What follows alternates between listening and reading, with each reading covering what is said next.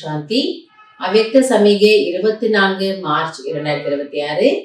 बाबा சொல்றாரு, साकार में अगर कोई निमित्त श्रेष्ठ आत्मा साथ में होती है तो उनसे कोई भी बात वेरीफाई कराए फिर करेंगे, तो निश्चय बुद्धि होकर करेंगे. எப்படி லௌகிகத்துல நம்ம வீட்டுல ஒரு பெரியவங்க இருக்கிறாங்க, அந்த பெரியவங்களுக்கு நல்ல அனுபவம் இருக்கு, நல்ல அனுபவசாலி ஆத்மா எல்லா விஷயத்திலயும். அப்ப நம்ம என்ன பண்ணுவோம், நமக்கு ஏதாவது ஒரு முக்கியமான ஒரு காரியம் இருக்குன்னா அதை அவங்க கிட்ட நம்ம ஒரு தடவை ஒரு கலந்துரையாடல் வச்சுப்போம். அவங்க கிட்ட விஷயத்த சொல்லி அதற்கான ஒரு ஐடியா கேட்டுப்போம்.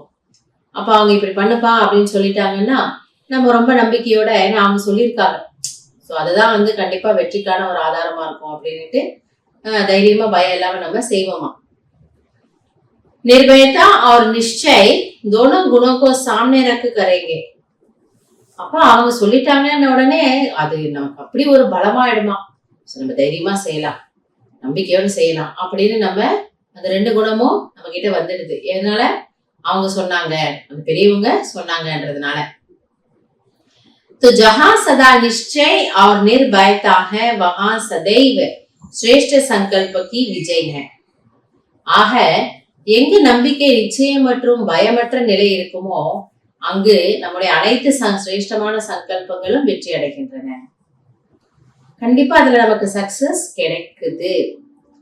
जो भी संकल्प करते हो अगर सदा निराकार और साकार साथ व सम्मुख है तो वेरीफाई कराने के बाद निश्चय और निर्भयता से करो.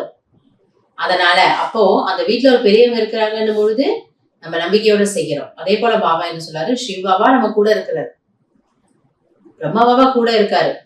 இவ்வளவு பெரிய 2 பேர் நம்ம கூட இருக்கும் பொழுது நம்ம எதை பத்தி கவலைப்படணும்? அதனால என்ன செய்யணுங்கிறத அந்த 2 பேர்கிட்ட கேட்டுட்டு நீங்க செய்யுங்க. इसमें समय भी वेस्ट नहीं जाएगा. அப்ப 2 பேர்கிட்ட இருந்து நமக்கு ஒரு டச்சிங், ஒரு டைரக்ஷன் கிடைக்குதுன்னு பொழுது நமக்கு டைமும் வேஸ்ட் ஆகாது, எனர்ஜி வேஸ்ட் ஆகாது, பைசா வேஸ்ட் ஆகாது. நம்ம செய்யக்கூடிய காரியத்திலேயே நமக்கு ஒரு திருப்தி இருக்கும்.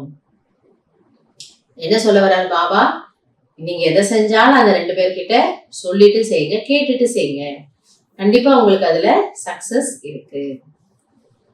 நல்லது. ஓம் சாந்தி.